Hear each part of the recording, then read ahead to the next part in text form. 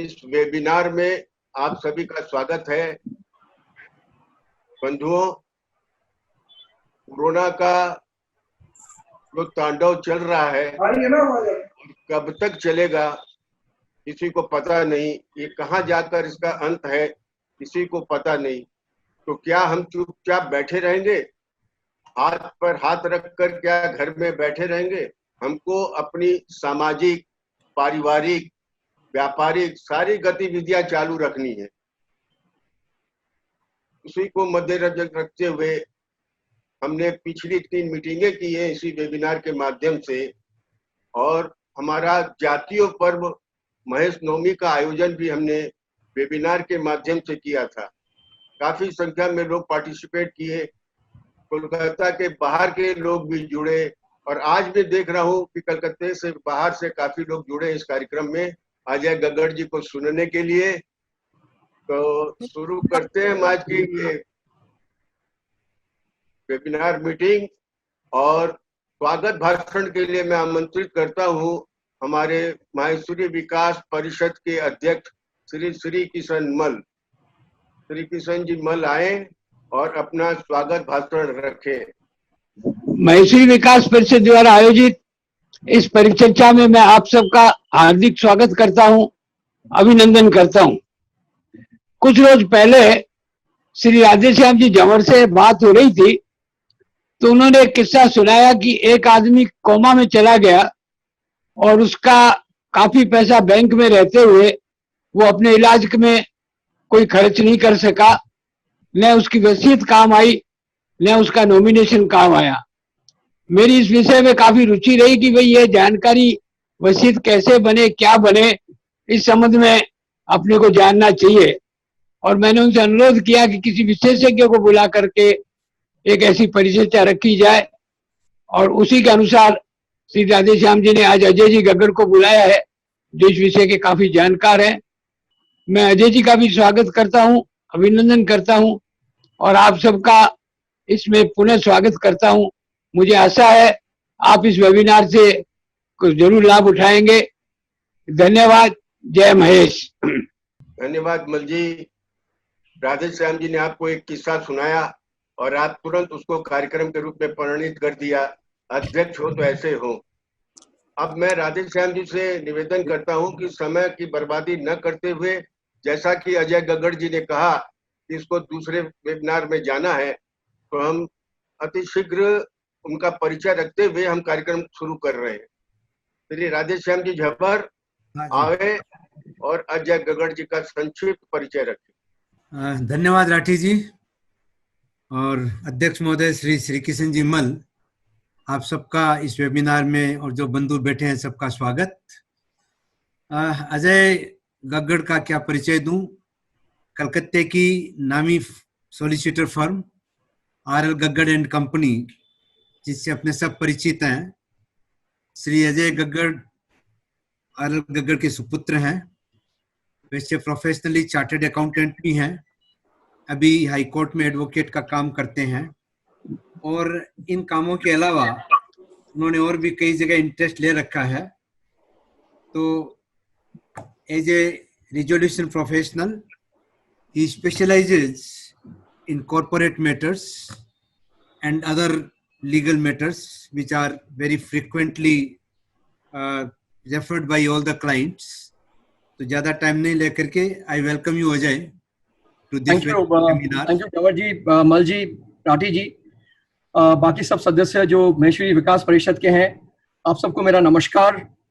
और मेरे लिए ये बहुत सौभाग्य की बात है कि मैं आज उपस्थित हुआ आप सबके सामने में इस वेबिनार के थ्रू, और एक ऐसे विषय को लेकर के जो हर समाज में प्रचलित है, और उसके अलावा इस कठिन समय में कई लोगों के दिमाग में चल रहा है।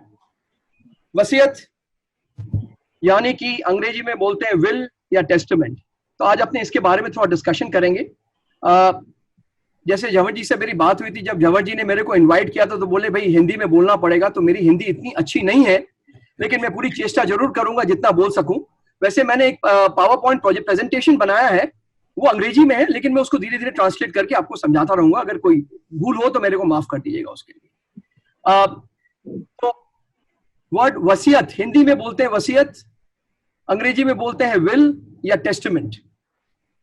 वसीयत एक एक्चुअली उर्दू वर्ड है।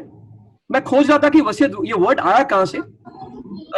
ऑफ कोर्स कहीं से मेरे को नजर नहीं आया, बट इतना मालूम पड़ा कि इसका ओरिजिनेशन अरबिक से है। इट्स एन अरबिक वर्ड, वहां से ओरिजिनेट होता है वसीयत। जहां तक टेस्टामेंट का सवाल है, टेस्टामेंट एक लैटिन वर्ड है, और अपने पढ़े हैं हम लोग ने, जो लोग कॉन्वेंट स्कूल से पढ़े हैं उनको मालूम होगा कि फेमस टेस्टामेंट जिसको बोलते हैं बाइबल, टेस्टामेंट कुछ नहीं, एक स्टेटमेंट ऑफ बिलीफ है। और द फेमस टेस्टामेंट जो है आज के दिन अपनी बाइबल है, जिसमें ओल्ड एंड न्यू टेस्टामेंट रहता है। अपनी आपको ध्यान होगा, अपने हिंदी पिक्चर जब पुरानी पिक्चरें देखते थे, तब जब भी कोई सेठ की मृत्यु होती थी तो उसका वकील घर में सब रिलेटिव्स को बुला करके अनाउंस करता था। एक अंग्रेजी में कहावत है कि if there is a will you have 500 relatives. तो जैसे कभी कोई विल प्रोनाउंस होती है तो जो घर वाले हैं, जो दूर दूर के रिलेटिव्स है, सब आके सुनने लग जाने, उनके लिए कोई विल में कुछ लिखा गया है कि नहीं लिखा गया। तो आज अपने ये विल के बारे में थोड़ी चर्चा करेंगे। जो कि आज का वार्तालाप है वो बहुत क्लियर है कि विल क्यों और कैसे, तो मैं उसमें भी काफी स्ट्रेस डालूंगा, लेकिन बहुत शॉर्टली आपको बतलाता हूं कि ये विल है क्या। भाई विल या वसीयत जिसको कहा जाता है, एक कानूनी घोषणा है, एक लीगल डिक्लेरेशन है, जो कि जो वसीयत करता है, जो वसीयत करता मीन जो विल लिखता है, अंग्रेजी में उसको हम लोग टेस्टेटर कहते हैं। जो वसीयत करता है वो इस विल में अपनी इच्छा प्रकट करता है कि उसकी मृत्यु के बाद में उसकी जो संपत्ति है, उसकी जो जायदाद है, वो किस तरह से बटे जाए। तो ये असल में वसीयत यानी विल का बेसिकली सिनॉप्सिस है, तात्पर्य है। माने it is a legal declaration by which a testator, जो टेस्टेटर होता है, जो विल बनाता है, he is planning to write in the will कि इनकी अपनी मेरी संपत्ति, मेरी जायदाद किस तरह बेनिफिशियरीज को डिस्ट्रीब्यूट की जाए। तो इसी का ये विल मतलब ये अपने वसीयत का मतलब ये हुआ। ये वसीयत कोई कॉन्ट्रैक्ट नहीं है, ये किसी तरह का अग्रीमेंट नहीं है, किसी तरह का अग्रीमेंट नहीं है, किसी तरह का कॉन्ट्रैक्ट नहीं है। ये सीधी सादी एक आदमी के, एक व्यक्ति का मेरे ख्याल से एक डिक्लेरेशन है कि मेरी संपत्ति मेरे मरने के बाद मेरे हिसाब से इन लोगों में बटी जाए। आज की तारीख में अगर आपके पास विल नहीं है तो आपकी जितनी संपत्ति है वो एज पर दी हिंदू सक्सेशन एक्ट, आपके जितने एज हैं, जितने उत्तराधिकारीज हैं, उन पर क्या कर रहे हो, उन पर डिवाइड हो जाएगा, उनके शेयर के हिसाब से उसमें डिवाइड हो जाएगा। तो मैंने ये प्रेजेंटेशन आपके लिए एक बनाया है, जो इंग्लिश में मैं एक बार पढ़ लेता हूँ, ऑफ कोर्स आपको हिंदी में समझा दिया हूँ। Will means the legal declaration of the intention of a person with respect to his property which he desires to take effect after his death. It is unilateral document drawn by a person with clear instructions as to how his assets are to be distributed on his death. It can be revoked, altered. इसके लिए मैं बाद में आप लोग से deal करूंगा। तो ये एक बेसिक इंटेंट है विल का, कि आप अपनी इच्छा प्रकट करिए कि आपकी संपत्ति, जायदाद किस हिसाब से डिस्ट्रीब्यूट की जाए आपके मरने के हिसाब से। अब विल, अब आपको मैं डिस्क्राइब करता हूं कितनी तरह की विल बनती है, ये मैं आपको डिस्क्राइब करना चाहता हूं। ये आ गया, change the side, what is the type of will. हाँ, देखिए कानून के हिसाब से विल दो तरह की होती है, privileged will and unprivileged will. Privileged will उन लोग के लिए है, मैं ज्यादा स्ट्रेस नहीं डालूंगा प्रिविलेज्ड विल में, क्योंकि ये प्रिविलेज्ड विल जो है वो सिपाहियों के लिए है, या जो मरीन में दूर में रहते हैं अपने नेवी वाले, उनके लिए है, क्योंकि वो अपनी विल खुद लिख नहीं सकते हैं या अपने वकील को हायर करके नहीं लिख सकते हैं, तो ये उनके लिए बनाया गया है। मैं इसमें ज्यादा स्ट्रेस देना नहीं चाहता हूं, क्योंकि इसके लिए अपने को ज्यादा ये अपने लिए इतना लागू नहीं होता है, तो मैं ज्यादा इसमें स्ट्रेस नहीं दूंगा प्रिविलेज विल में। मैं आपको अब अनप्रिविलेज विल में आ जाता हूं, जो कि अपने लिए ज्यादा इंपॉर्टेंट है। Unprivileged will. अनप्रिविलेज्ड विल जो है वो आप और हमारे लिए, अपने सबके लिए अनप्रिविलेज्ड विल आती है। अनप्रिविलेज्ड विल क्या है?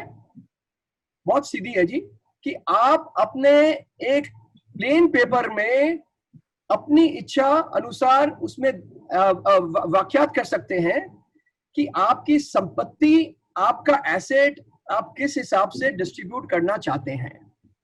ये कोई स्टैम्प पेपर में या और कोई कागज में लिखने की कोई भी दरकार नहीं पड़ती है विल को।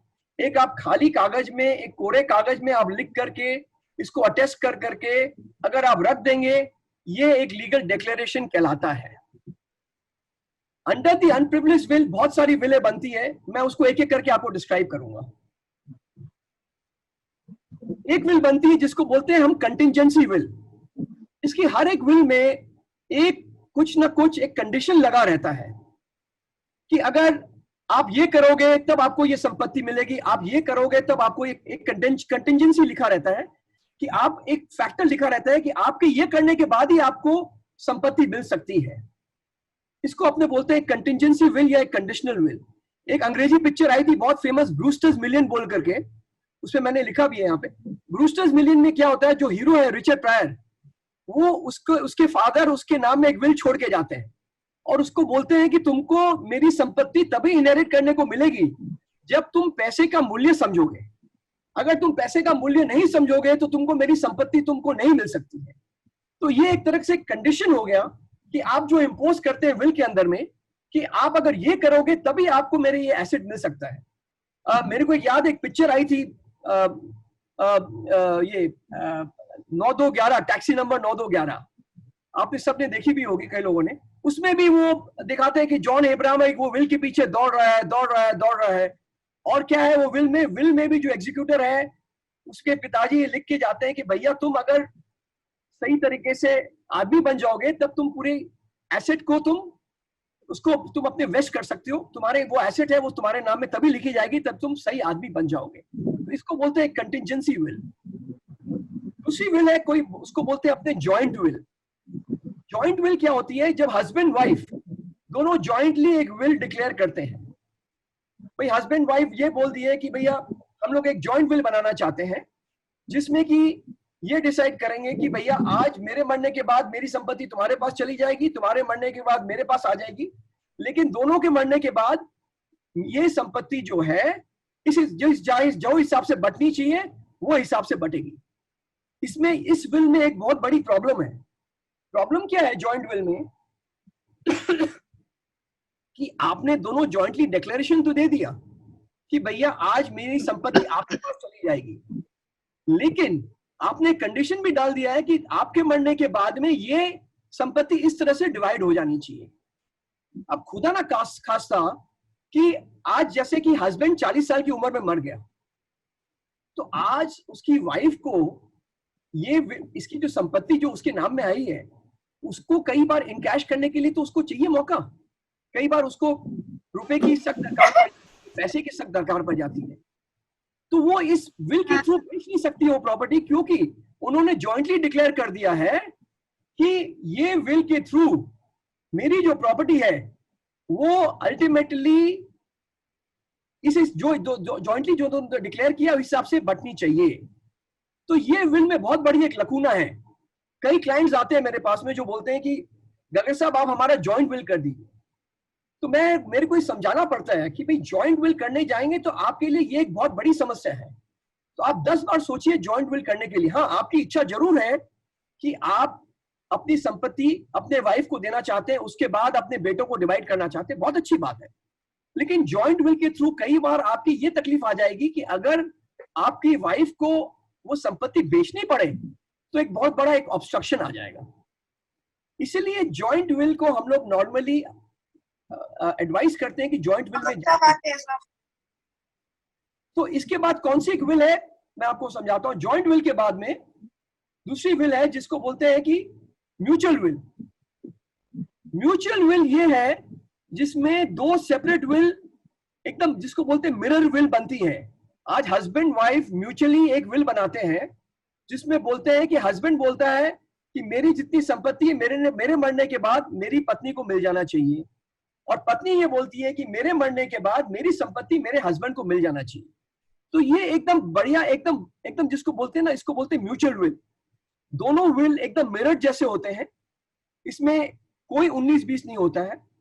आप अपनी जरूर इस विल में ये प्रकट कर सकते हैं कि भाई मेरी इच्छा ये है कि मेरी संपत्ति मेरी वाइफ को जानी चाहिए, लेकिन उसके बाद अगर वाइफ चाहे तो ये मेरी संपत्ति मेरे बच्चों में इस तरह डिवाइड हो जानी चाहिए। वो आप जरूर एक पॉइंट डाल सकते हैं विल के अंदर में, बट इसका मतलब ये नहीं है कि वाइफ इसको कंप्लाई करेगी। वाइफ जैसे ही विल के पर्याप्त उसके पास उसके हस्बैंड के एसेट्स पूरे उसी के पास आ जाएंगे, वो अपने मर्जी के हिसाब से वो एसेट्स को डिस्ट्रीब्यूट कर सकती है। तो इसको अपने बोलते हैं एक म्यूचुअल विल। उसके बाद आ जाती है एक डुप्लीकेट विल। डुप्लीकेट विल और कुछ नहीं है कि आपने एक विल बनाया है और सेम डुप्लीकेट विल आपने एक अपने बैंकर के पास भी छोड़ दिया है, ताकि क्या है कि जब समय में दरकार हुई तो ये विल प्रोड्यूस कर लिया जाए। ये दोनों डुप्लीकेट विल्स एकदम माने इट्स ए डुप्लीकेट विल, माने एक जो विल बनी है उसी का डुप्लीकेट विल आप किसी और एक आदमी के पास छोड़ देते हैं। लेकिन जो ओरिजिनल विल अगर वो डिस्ट्रॉय हो जाती है तो जो डुप्लीकेट विल है वो भी बेकार हो जाता है। इसको बोलते हैं डुप्लीकेट विल। फिर एक आता है शैम विल। शैम विल कुछ नहीं है, जब कोई आदमी फ्रॉड से कोई विल बनाता है तो उसको हम लोग बोलते हैं शैम विल। या कोई कोएशन से बना, कोएशन मतलब कि आप गन पॉइंट में किसी को बोल दिए कि भैया अगर आप ये विल नहीं बनाओगे मेरे नाम में तो मैं ये सुसाइड कर लूंगी, या मैं ये कर लूंगी, या मैं ये कर लूंगी। इसको हम लोग बोलते हैं शैम विल। अगर ये प्रूव हो गया कोर्ट में कि ये फ्रॉड है, ये शैम विल है, तो ये इसको विल को इनवैलिड विल बोल दिया जाता है। उसके बाद एक होलोग्राफिक विल। होलोग्राफ विल और कुछ नहीं है, आप अपने हाथ से कोई विल बना रहे हैं और उसको अपने बोलते हैं होलोग्राफ विल।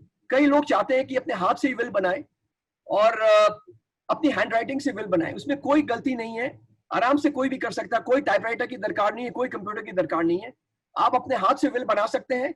बट आप इंश्योर कर लीजिएगा जब आप विल बनाए तो उसमें अपना सिग्नेचर जरूर दे दें, आप उसको ठीक से अटेस्टेशन करवा लें। मैं इसमें भी डील करूंगा इन टाइम टू कम कि अटेस्टेशन और सिग्नेचर की क्या महत्व है, क्या वैल्यू है। इसके बाद एक बहुत इंटरेस्टिंग विल है जिसको बोलते हैं living will. Now living will आज के दिन में भारतवर्ष में यूज नहीं हो रही है। भारतवर्ष में लिविंग विल आज इसका प्रचलन एकदम नहीं है। इसको इसीलिए सुप्रीम कोर्ट ने इसको बोला है लिविंग विल बोल के भारतवर्ष में कुछ नहीं है, इसको बोलते हैं अपने एडवांस मेडिकल डायरेक्टिव्स। ये एडवांस मेडिकल डायरेक्टिव्स क्या है? एडवांस मेडिकल डायरेक्टिव ये है जबकि एक व्यक्ति एक अपनी जिसको बोलते हैं विल समझ लीजिए, विल अपने तो विल परिभाषा समझते हैं कि प्रॉपर्टी ट्रांसफर कर रहे हैं। ये विल बहुत प्रचलित है अपने अब्रॉड वेस्टर्न कंट्रीज में, बहुत प्रचलित है, जिसमें कि एक व्यक्ति ये लिविंग विल के द्वारा ये बोल सकता है कि मेरी तबीयत अगर खराब हो तो मेरी मेडिकल ट्रीटमेंट क्या हिसाब से होनी चाहिए। आज की तारीख में कई ऐसे व्यक्ति हैं जो कि एकदम वेजिटेबल हो गए हैं, जो कोमा में पड़े हुए हैं, जो कुछ नहीं कर सकते, वेजिटेबल हो गए हैं। उनके लिए ये विल बहुत लागू रखती है। अनफॉर्चुनेटली भारतवर्ष में अभी तक ये लिविंग विल को लेके कोई लेजिस्लेशन नहीं आई है, लेकिन सुप्रीम कोर्ट ने एक जजमेंट में कहा है कि भारतवर्ष में इसका लिविंग विल बोल के कुछ नहीं लिखेंगे, हम लोग बोलेंगे advance medical directive. Advance medical directive के हिसाब से सुप्रीम कोर्ट ने कहा है कि अगर कोई पैसिव पेशेंट है जो पैसिव यूथेनेशिया में चला गया है, उसको हम पैसिव यूथेनेशिया दे सकते हैं। जो वेजिटेबल हो गया है उसको हम एक पैसिव यूथेनेशिया दे सकते हैं। ये एक बहुत चैलेंजिंग चीज है, बिकॉज आज की तारीख में अपने भारतवर्ष में क्योंकि इसका प्रचलन नहीं है, अपने नहीं चाहते हैं कि अपने नजदीक वाले, अपने नियर एंड डियर वाले को अपने किसी तरह तकलीफ पहुंचाएं या किसी तरह उनको मौत की घड़ी में डाल दें। लेकिन हिसाब से देखा जाए तो उनके लिए तो यही बेस्ट तरीका है कि उनको यूथेनेशिया दे दिया जाए ताकि वो जो कष्ट पा रहे हैं वो उससे मुक्ति पा जाए। तो ये विल जो आगे जाकर के ये लिविंग विल या एडवांस मेडिकल डायरेक्टिव्स का बहुत प्रचलन होने वाला है आगे जाकर के। खैर, मैं जैसे आपको बताया कि आज की तारीख में इसका प्रचलन बहुत लिमिटेड है। एक जो केस हुआ था हैदराबाद में, अगर आपको याद होगा, जिसमें कि एक मदर ने अपने बेटे के लिए कई बार एप्लीकेशंस किए थे सुप्रीम कोर्ट में कि उसको एक यूथेनेशिया दे करके उसका शरीर शांत कर देना चाहिए क्योंकि वो वेजिटेबल हो गया है, लेकिन सुप्रीम कोर्ट ने बार बार वो नकार दिया। अल्टीमेटली जाकर के किसी तरह सुप्रीम कोर्ट ने देन एक ऑर्डर दिया था कि भाई उसको पैसिव यूथेनेशिया दिया जाए। वो एक बहुत चैलेंजिंग केस था, बट जो घर वाले हैं वो कितनी शांति उनको मिली होगी, आज उसका शरीर सब शांत हुआ, बिकॉज उसको दिन पर दिन वो कष्ट ही पा रहा था, और किसी के उसको देखते हुए लोगों को, उनके घर वालों को मेरे ख्याल से डेफिनेटली बहुत कष्ट हुआ होगा। तो इसको बोलते हैं एक एडवांस मेडिकल डायरेक्टिव। अब मैं आपको दूसरी चीज, अब कौन बना सकता है इसके बारे में अपनी चर्चा करेंगे। आप any person with a sound mind, माने जिसका होश हवास एकदम सही है, वही एक विल बना सकता है। अगर किसी के कोई इंटॉक्सिकेशन में है या कोई इंसेन हो गया है, वो अपनी विल कभी नहीं बना सकता है। तो इट इज वेरी क्लियर, जैसे कि बोलते हैं ना हम लोग, जब भी विल एक बनाते हैं उसमें लिखता है कि this will is been prepared with a sound mind, complete sound mind. हम लोग ये हर एक लाइन लिखाते हैं कि he has written with a complete sound mind. अपने होश हवास में इन्होंने ये अपनी विल बनाई है, न किसी के दबाव में आए हैं, न किसी के कोएशन में आए हैं, होश हवास में विल बनाई है। तो दिस इज वेरी इंपॉर्टेंट। जो विल बनाता है he has to be of a sound mind. दूसरी चीज है कि कोई माइनर जो है 18 साल के बिलो वो विल नहीं बना सकता है, वो he has to be a major होने में ही वो अपनी विल बना सकता है। जो और एक चीज है जो कानून लिखता है कि जो आदमी डेफ है या डम है, अंधा है या बहरा है या बोल नहीं सकता है, वो भी अपनी विल बना सकता है, एज लॉन्ग एज ये देखा जाए कि वो अपनी इंडिकेशन, उसके सामने वो किसी को इंडिकेट कर रहा है कि तुम मेरी विल बनाओ, और उसके सामने ये विल बनाई जा रही है। तो ये, क्योंकि वो भले ही अंधा हो, भले ही बहरा हो, भले ही डम हो, लेकिन वो अपनी होश हवास में ये विल बना रहा है। तो ये एक बहुत महत्व रखता है कि कानून बोलता है कि वो भी अपनी विल बना सकता है। और एक कानून ये भी बोलता है कि अगर कोई आदमी इंसेन हो गया है, पागल हो गया है, लेकिन वो बीच के इंटरवल में उसमें सैनिटी आ गई है, वो पागलपन से निकल चुका है, वो भी अपना विल बना सकता है। देखिए ये सब बहुत चैलेंजिंग चीजें हैं कि आज तक, खैर मैंने कभी इस तरह की विल में कभी डील नहीं किया है कि किसी आदमी जो पागल हो गया है, सडनली वो पागलपन से बाहर निकल गया है और फिर अपनी विल बनाया रहा है। ये एक ऑफ कोर्स थ्योरेटिकल चीज है, कानून जरूर ये बोलता है, लेकिन प्रैक्टिकल में देखा जाए तो बहुत बहुत डिफिकल्ट है, क्योंकि उसको आप प्रूव कैसे करेंगे ये विल को, it's a real challenging job. अब अपने बोलते हैं कि विल कौन नहीं बना सकता है। जैसे आपको बतलाया कि आदमी, कोई मनुष्य जो कि अनसाउंड माइंड में है या इंटॉक्सिकेटेड है या किसी तरह की उसमें, आज जैसे कि कई बार क्या होता है कि एजेड पर्सन्स हुए, कल मेरे पास एक कोई क्लाइंट आया था, वो बोला कि उसकी एक विल बनी हुई है, उसकी माता की उसकी माताजी की एक विल बनी हुई है, वो कई साल पहले उसने विल बनाई थी, प्रॉपर्ली विल रजिस्टर्ड भी, अटेस्टेड भी है, लेकिन माताजी की एज हो गई है अब 92, और उसके जो विटनेस है उसमें से एक विटनेस गुजर चुका है, तो वो चाहता था कि ये विल वापस बनाई जाए माताजी की। तो अब ये क्वेश्चन उठता है कि अगर 92 में दोबारा एक विल बनाएंगे अपने, तो अपने क्या बोल सकते हैं कि जो एक लेडी 92 इयर्स की है वो प्रॉपर साउंड माइंड में है कि नहीं? ये विल कई बार चैलेंज हो सकती है, इस तरह की विल कई बार चैलेंज आ सकते हैं कोर्ट के अंदर में। तो आज की तारीख में एज अ लॉयर मैं तो सबको एक ही सलाह देता हूं, और उसके आगे भी मैं जिक्र करूंगा इसके लिए, कि सबको अपनी will at a young age बना लेनी चाहिए। उसका बहुत महत्व रखता है, उसकी बहुत वैल्यू लगती है। नेक्स्ट में सॉरी मैं थोड़ा जल्दी बोल रहा हूं, बिकॉज कई सारे इसमें टॉपिक्स को कवर करना है, तो इसलिए। अब ये विल के बेनिफिशियरीज कौन हो सकते हैं? पहले बहुत एक चीज याद रखना पड़ेगा कि जो वसीयत करता है वो सिर्फ अपनी प्रॉपर्टी को ही वसीयत में ला सकता है, वो कोई दूसरी प्रॉपर्टी को, अपनी जो प्रॉपर्टी उसकी नहीं है, वो वसीयत में नहीं ला सकता है। आज कई सारी फर्जी विलें आई है जिसमें हम लोग देखते हैं कि जो वसीयत करता है वो गवर्नमेंट प्रॉपर्टीज को भी अपने विल में लिख दिया है।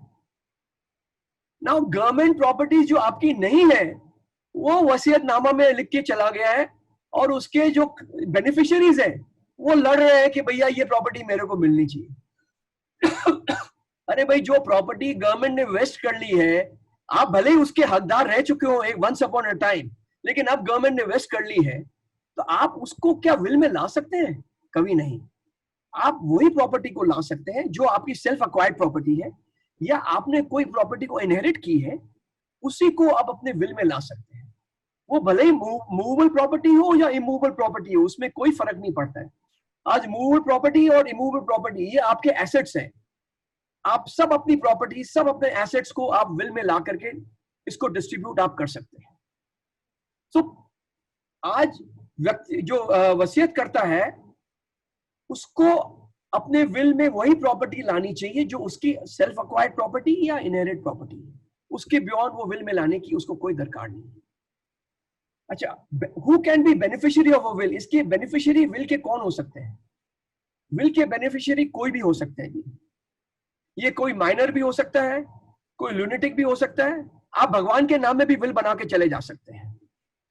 आपको अपने बंगाल में आप देखे होंगे, ये बंगालियों में स्पेशली ये प्रचलन है कि वो अपनी संपत्ति कोई चैरिटेबल ऑर्गेनाइजेशन के नाम में लेके चले गए हैं, या कोई रामकृष्ण के नाम में, रामकृष्ण बेलूर मठ के नाम में लेके चले गए हैं।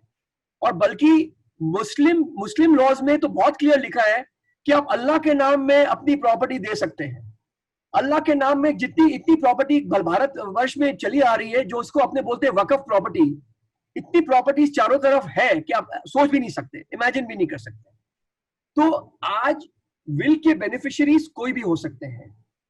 आज मेरे पास किसी एक सज्जन आए थे, आप आश्चर्य करिएगा, वो एक विल मेरे से बना के ले गए हैं जिसमें अपनी पूरी संपत्ति अपने ड्राइवर के नाम में लिख के चले गए हैं। एंड कोई छोटी मोटी संपत्ति नहीं है, बहुत बड़ी संपत्ति अपने ड्राइवर के नाम में लिख के चले गए हैं। ये तो सीधी बात है कि आपका मन किस पर भरता है, आप उसको बेनिफिशियरी बना सकते हैं विल में। इनफैक्ट जवर जी और हम जो चार्टर्ड अकाउंटेंट फर्म से पास किए हैं, लोडा एंड कंपनी, हमारे जो गुरु थे RS लोडा साहब, आप सबको मालूम होगा कि प्रियंवदा बिड़ला के विल में वो सबसे बड़े बेनिफिशियरी रहे हैं। आज RS लोडा जी एक आउटसाइडर थे, कोई बिड़ला फैमिली के कोई मेंबर नहीं थे, कोई सदस्य नहीं थे, वो खाली एक आउटसाइडर थे। लेकिन हाँ, वो कॉन्फिडेंट जरूर थे। और जो सुनने में आता है, वो और उनके लड़के हर्ष ने प्रियंवदा बिड़ला के लिए बहुत उनके लिए काफी नजदीकी से उनके साथ रह करके उनकी देखभाल की, उनकी तकलीफें दूर की। इसीलिए प्रियंवदा बिड़ला ने अपनी पूरी संपत्ति, पूरी जायदाद उनके नाम में लिख के वो चली गई, और वो ऐसा विल बना के गई है कि ये जायदाद उनको नहीं मिल रही है।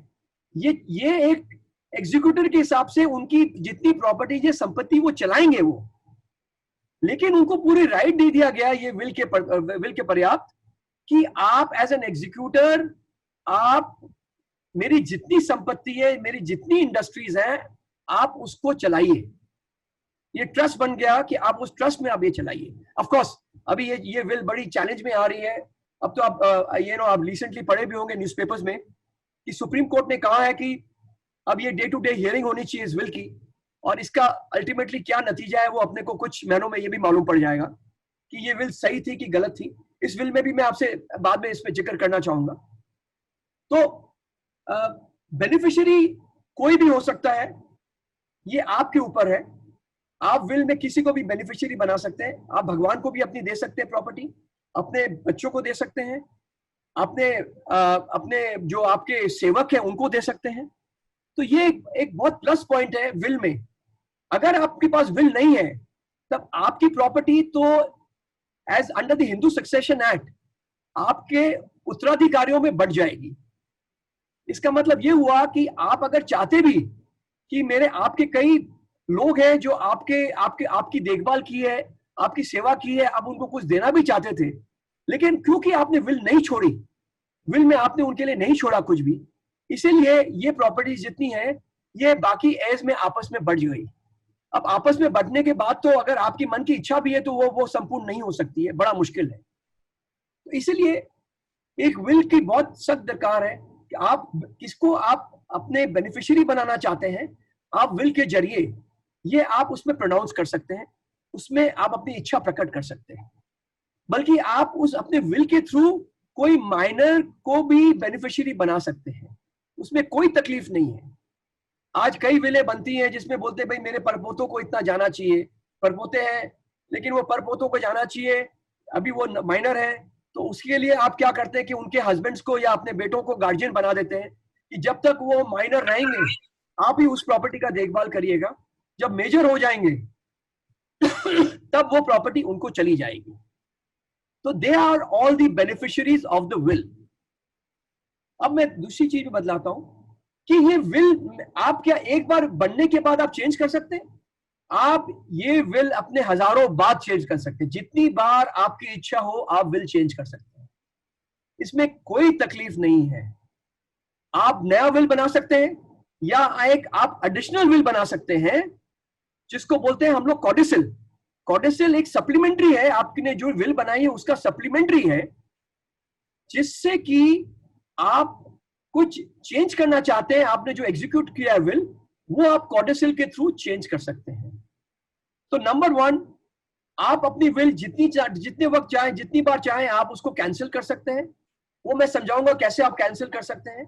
दूसरी बात है आप अपनी फ्रेश विल जितनी बार आप चाहते हैं आप बना सकते हैं, उसमें कोई तकलीफ नहीं है, किसी तरह की अड़चन नहीं आ सकती उसमें।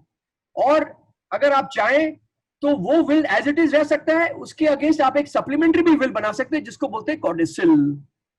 कॉडिसिल के जरिए आप अगर उसमें कोई पहले वाले विल में कोई चेंजेस करना चाहते हैं वो कॉडिसिल के थ्रू आप कर सकते हैं।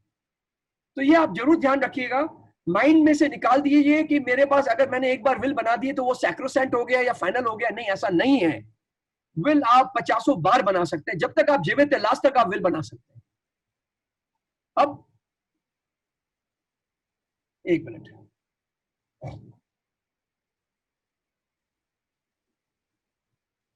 मैं अब आपको आऊंगा कि विल की रजिस्ट्रेशन की दरकार है क्या। कई लोग बोलते हैं कि मेरा विल को रजिस्टर करना चाहिए। कानून के हिसाब से विल की कोई भी रजिस्ट्रेशन की दरकार नहीं है। आप विल एक कोरे कागज में लिख के चले जाइए, वही विल आपकी कहलाएगी। लेकिन लोग रजिस्टर क्यों कराते हैं उसका भी एक कारण है। लोग रजिस्टर ये इसलिए कराते हैं कि भाई जो रजिस्टर्ड विल है वो एक काइंड ऑफ लीगल डॉक्यूमेंट है जो कि रजिस्ट्रार के ऑफिस में आपको हर समय जब भी चाहे आपको मिल सकता है।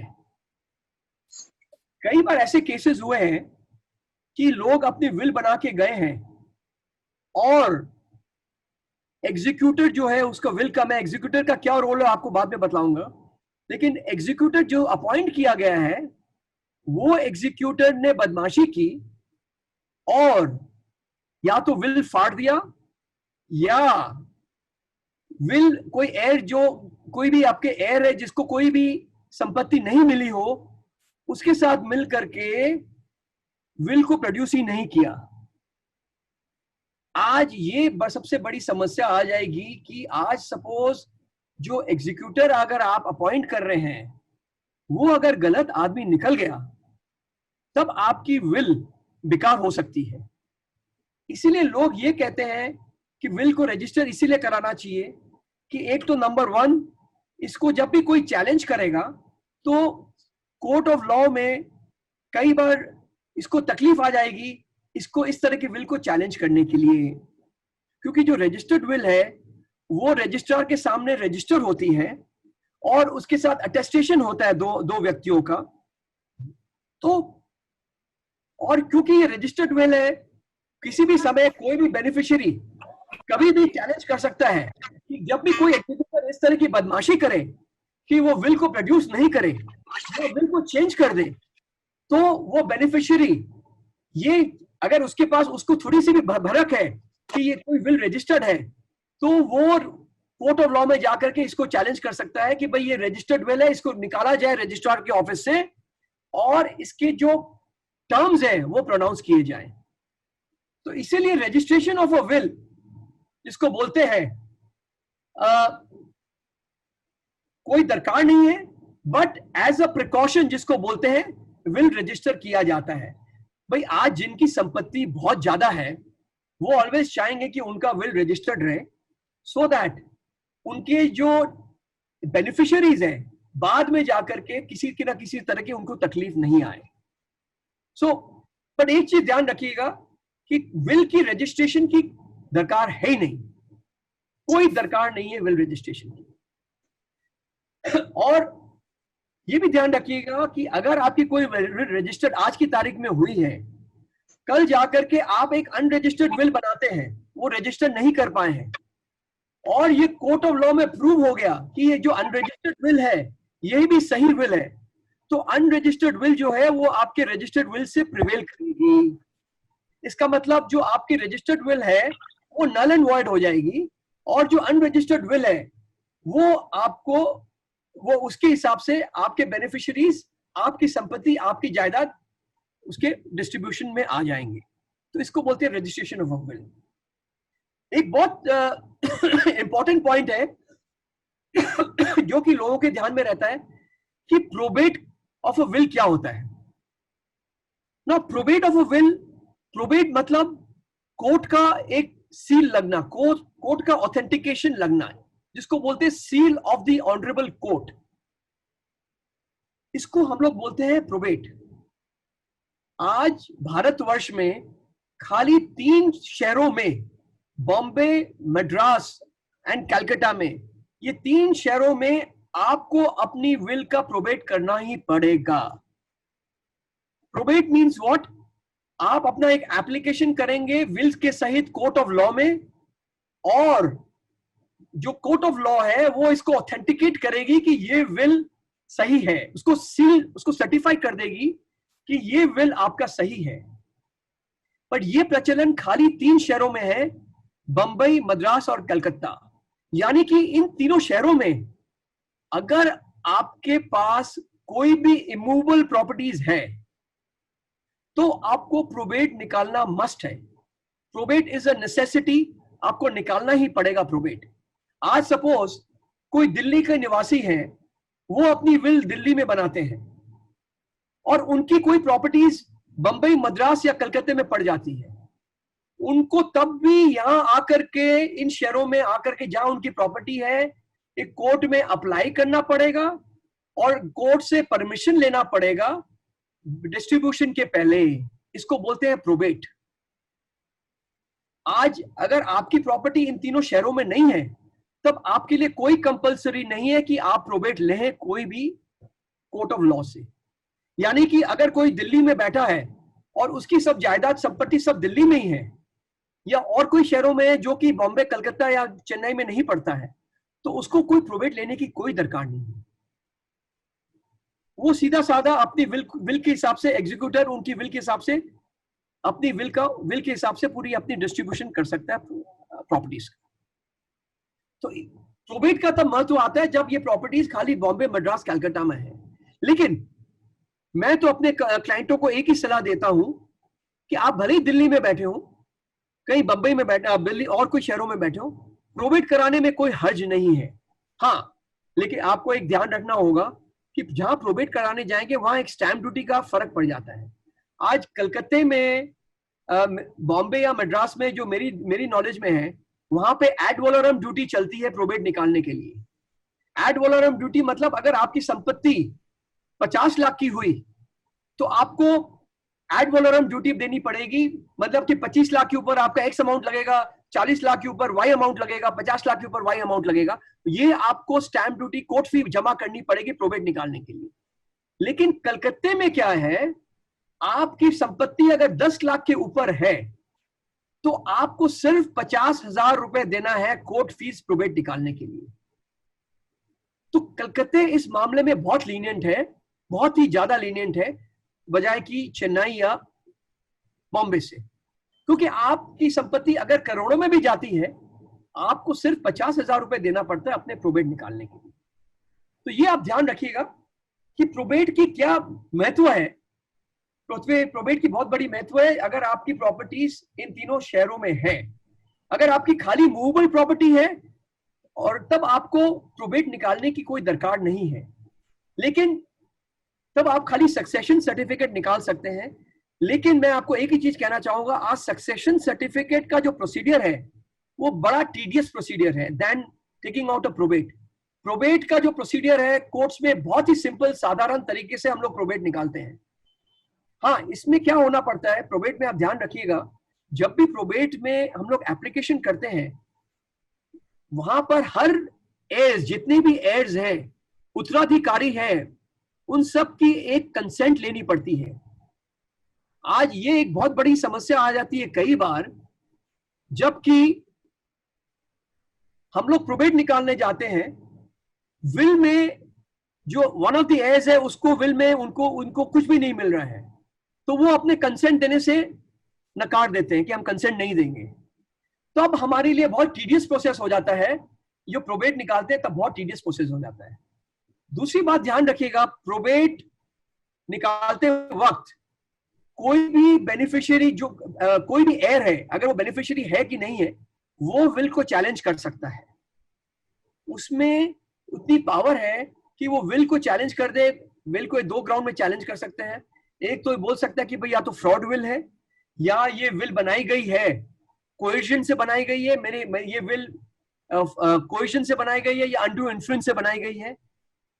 तब आपकी विल जो आप प्रोबेट के लिए अप्लाई किए हैं, इसमें बड़ा वक्त लग जाता है प्रोबेट निकालने में। आज कलकत्ते शहर में नई करते करते मेरे हाथ में इतने केसेस है प्रोबेट के, जो कि आज 20 साल से पेंडिंग पड़े हुए हैं। आज 20 साल से वो विल की एग्जीक्यूशन हो ही नहीं पाई है, क्योंकि किसी ना किसी ने उसमें विल में अड़ंगा डाल दिया है, और अड़ंगा डालने के बाद में जब तक कोर्ट पूरी सुनाई नहीं करेगा वो उसका ऑर्डर मिल ही नहीं सकता है।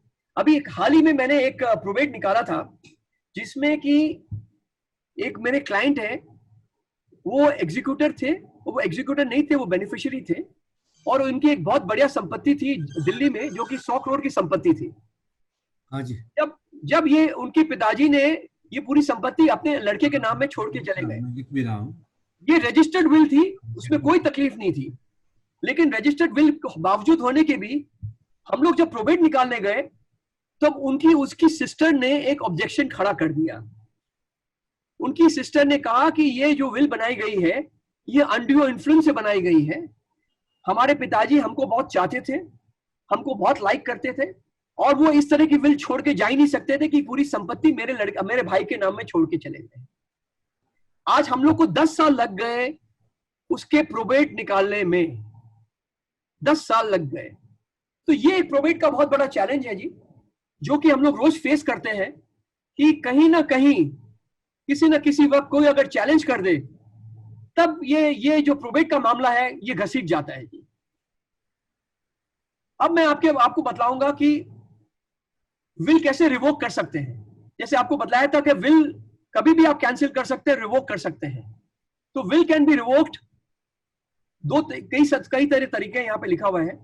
एक तो आप कोई सब्सिक्वेंट कोई विल बनाएंगे तो पुरानी वाली विल रिवोक हो जाएगी।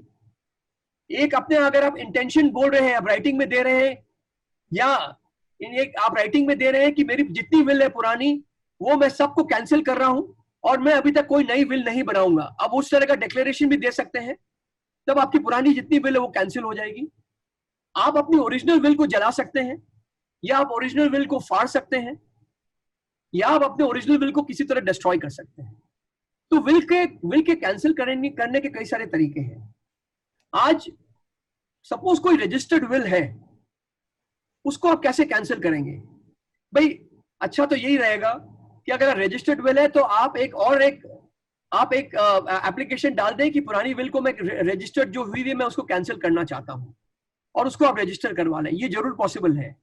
लेकिन अगर आप कोई इस तरह की बाद में विल छोड़ के जाते हैं ये, और उसमें ये बोलते हैं कि मेरी जो रजिस्टर्ड विल है वो आज की तारीख में रिवोक हो चुकी है और मैं ये फ्रेश विल बनाने जा रहा हूं, भले ही वो रजिस्टर्ड नहीं हो, तब भी ये अनरजिस्टर्ड विल, जो रजिस्टर्ड विल है, उसको प्रिवेल करेगी। तो ये आपका महत्व, आपके रेवोकेशन ऑफ विल के लिए कई सारे तरीके हैं जो मैं आपको अभी समझाया हूं।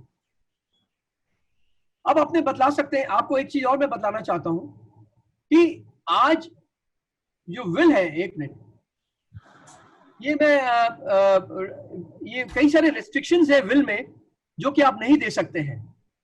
इसको मैं अभी इतने डिटेल में अभी बात नहीं करूंगा, बिकॉज क्या है कि ये आपको नटशेड में या तो बतला दूं मैं कि कई सारे ऐसे रेस्ट्रिक्शंस हैं जो कि आप विल में नहीं लिख सकते। जैसे कि आप अगर विल में ये लिख दिए कि आप ऐसे आदमी का नाम लिख दिए कि मेरे लड़के का लड़के को ये संपत्ति जानी चाहिए, वो लड़के का लड़का पैदा ही नहीं हुआ है, आप गुजर गए हैं, तो ये विल बेकार हो गई आपके लिए। तो ये रेस्ट्रिक्शन जो है ये बेकार हो गया है। तो कई सारे इस तरह की रेस्ट्रिक्शंस हैं जो कि विल में आती है और आपको वो रेस्ट्रिक्शंस को जो इंपोज करते हैं in the Indian succession act, आपको उस रेस्ट्रिक्शंस को मरते नजर रखना पड़ेगा जब आप विल बना रहे हैं। एक और बहुत इंपॉर्टेंट बात है कि विल में आपके क्या इंग्रेडिएंट्स होने चाहिए, ये मैं अब आपको इस पे डील करना चाहूंगा कि विल में क्या इंग्रेडिएंट्स होने चाहिए। एक मिनट, ये मेरे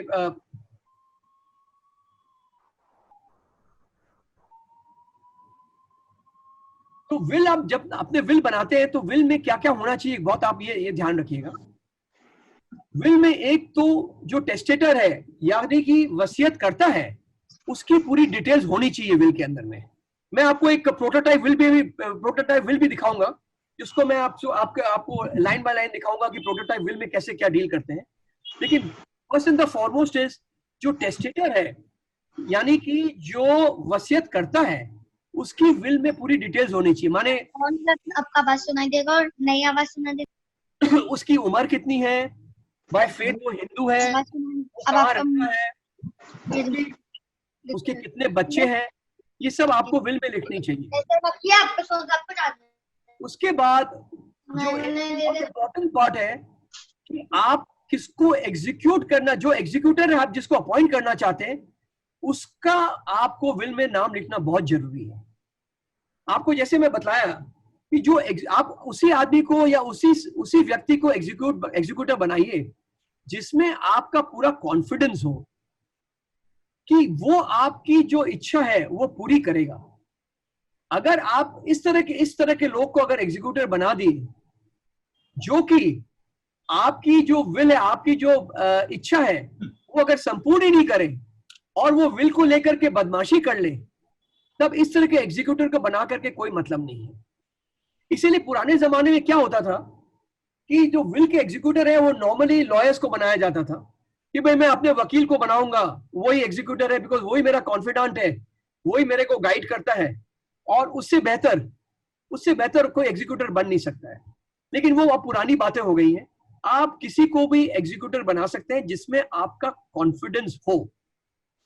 ये बहुत एक जरूरी चीज है और बहुत इंपॉर्टेंट चीज है कि एग्जीक्यूटर आपके हाथ का होना चाहिए, जो आपकी इच्छाएं समझता है, आपके वैल्यूज समझता है। आज इस तरह के एग्जीक्यूटर को अगर आप बना दोगे तो जो हम लोग ने तकलीफें देखी है कई सारी, जिसमें टेस्ट जो एग्जीक्यूटर है वो बदमाशी किया है, तो अब आपकी कभी विल, आपकी इच्छा कभी संपूर्ण नहीं हो पाएगी, कभी भी संपूर्ण नहीं हो पाएगी। क्या है कि एक बहुत अच्छी कहावत है, अंग्रेजी में बोलते हैं, what you leave at your death, let it be without any controversy. What you leave at your death, let it be without controversy, otherwise the lawyers will become your heirs. अगर आप ऐसी विल बनाओगे जिसमें उस will में controversy रहेगी, तो ये तो आपकी संपत्ति वकील ही ले जाएगा, वही फायदा पूरा उठाएगा उसको। तो यह आप ध्यान रखिएगा कि आपको एक तो विल बनानी बहुत जरूरी है ताकि जो आपका वकील है वो उसका फायदा नहीं उठा ले।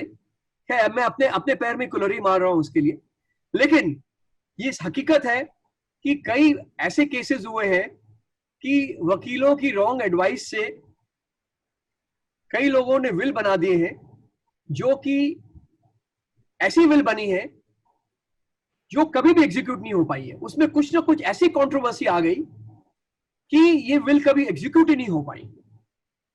तो उस विल का हकदार फिर, अगर आपने बाय चांस उस विल में अगर आपने अपने वकील को अगर एग्जीक्यूटर बना दिया है, तो मान के चलिए कि वो विल कभी एग्जीक्यूट ही नहीं होगी, वो अपना पूरा उस विल का पूरा फायदा उठाएगा। तो आप एक ध्यान रखिएगा कि अगर आप वकील को भी एग्जीक्यूटर बनाते हैं, वो आपका कॉन्फिडेंस का होना चाहिए, जो आपके मन अनुजाई आपकी संपत्ति का बढ़िया सा डिस्ट्रीब्यूशन कर दे जो आप चाहते हैं। तो इसीलिए एग्जीक्यूशन एंड एग्जीक्यूटर ये दोनों एक बहुत महत्व रखता है एक विल के अंदर में। It carries a lot of weightage in a will. तीसरी बात क्या है कि विल में आपकी संपत्ति की डिटेल्स बहुत क्लियर एंड एक्सप्लिसिट होनी चाहिए। अगर आप कोई अपनी विल बनाते हैं और उसमें प्रॉपर्टीज वेट छोड़ देते हैं, तो ये आगे जाकर के एग्जीक्यूटर को बहुत तकलीफ होगी इस प्रॉपर्टी को डिस्ट्रीब्यूट करने में।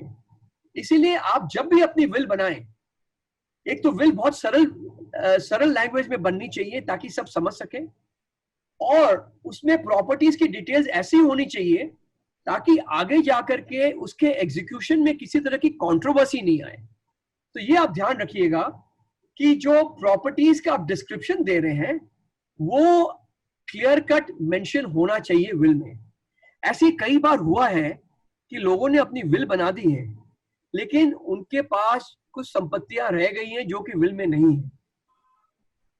आज कई बार ये होता है कि सपोज आपने विल आज बनाई है, in due course of time आपने कुछ संपत्ति खरीद ली और आपने अपनी विल चेंज ही नहीं की, तो आज उस संपत्तियों का क्या होगा?